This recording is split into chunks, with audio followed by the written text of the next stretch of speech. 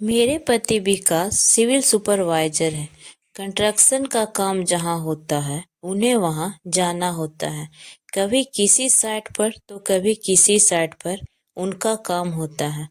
कभी अगर ज्यादा समय का काम होता है तो फिर हम भी यानी मैं उनकी पत्नी दिव्या और हमारी छोटी 6 साल की बच्ची प्रिया भी उन्हीं के साथ वहीं चले जाते हैं। इसी बहाने उनके साथ समय बिताने का मौका भी मिल जाता है और नई जगह देखने को भी। लेकिन इस तरह के बदली के काम में कभी अच्छा लगता है तो कभी चिढ़ होती है। अभी शहर के पास एक छोटी जगह पर काम चल रहा है। विकास कुछ पेपर वर्क की वजह से हमें यहीं छोड़कर हेड ऑफिस दिल्ली गए हैं। पास ही एक छोटा बाजार लगता है। उनके जाने के बाद घर की जरूरी चीजें लेने मैं वहां जाती हूँ। सब कुछ ठीक था, लेकिन फिर कुछ ऐसा हुआ कि मुझे परेशान करने लगा। बाजार के पीछे की तरफ एक बर्तन बाजार था। सब कुछ ठीक था, लेकिन फिर कुछ ऐसा हुआ कि मुझे परेशान करने लगा। बाजार के पीछे की तरफ एक बर्तन बाजार था। जब मैं वहां गई तो एक जलेबी के ठेला वाला था। वो हमें ऐसे देख रहा था जैसे हमें जानता हो। वो देखने में करीब 48-50 वर्ष का होगा। जब मैं वहां बैठी कुछ सामान खरीद रही थी तब वो वहां आए और हमें जलेबी दे दी। मैंने सोचा ले लेती हूँ, शायद इसीलिए ही वो कब से देख रहे थे। मैंने वो जलेबियां लेकर पैसे दिए, लेकिन उन्होंने पैसे लेने से मना कर दिया। फिर वो मुझे बोले, मैडम आप यहीं रुकना, मैं आता हूँ।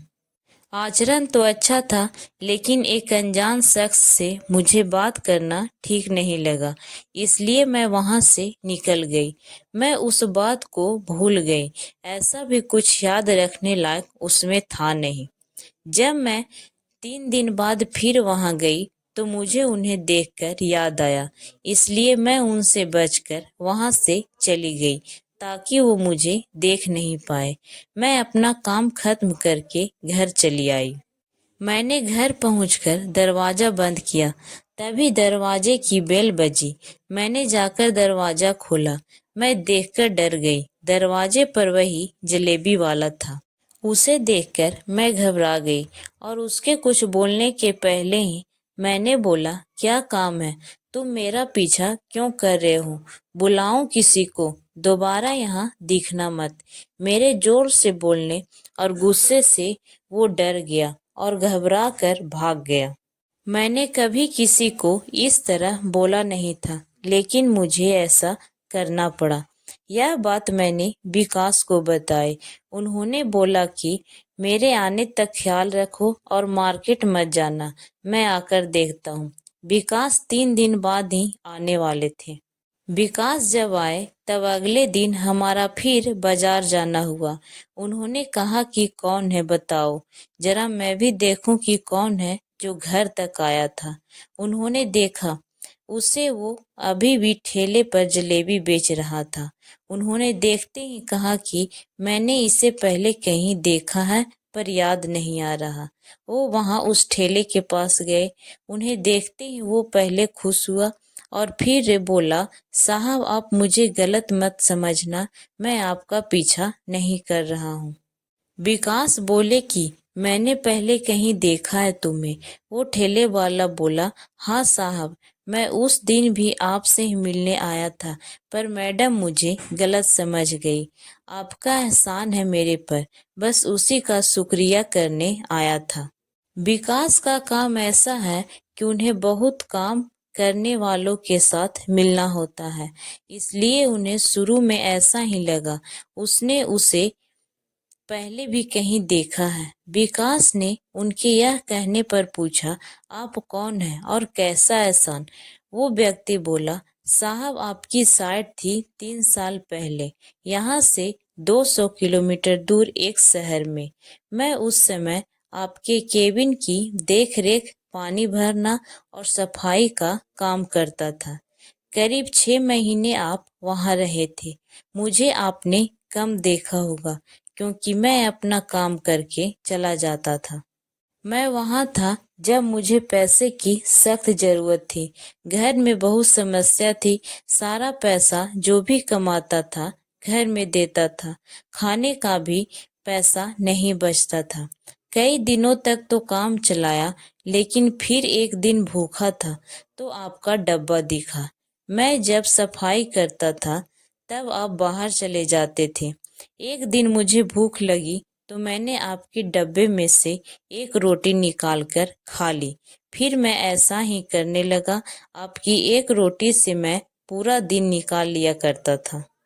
आप कभी कभी साइट पर मैडम को भी लाया करते थे, इसलिए मुझे मैडम का चेहरा याद रह गया। वैसे भी जिसकी रोटी मैंने खाई उसका चेहरा मैं कैसे भूल सकता हूँ। मैडम को देखा तो मैं आपके घर आया ताकि आप लोगों से मिलकर मैं आपको धन्यवाद और माफी मांग सकूं। उन पैसों से ही घर की समस्या भी सुलझ गई और कुछ बचा कर मैंने यह ठेला भी लगा लिया है। अभी आपकी मेहरबानी की वजह से सब ठीक है। आप वहां से अचानक चले गए। मैं जब भी रोटी खाता था तब सोचता था कि मैं आपको जरूर बता दूंगा। फिर डर भी लगता था कि कहीं यह नौकरी भी न चली जाए। अभी सब ठीक है तो मैंने आपको यह बता दिया।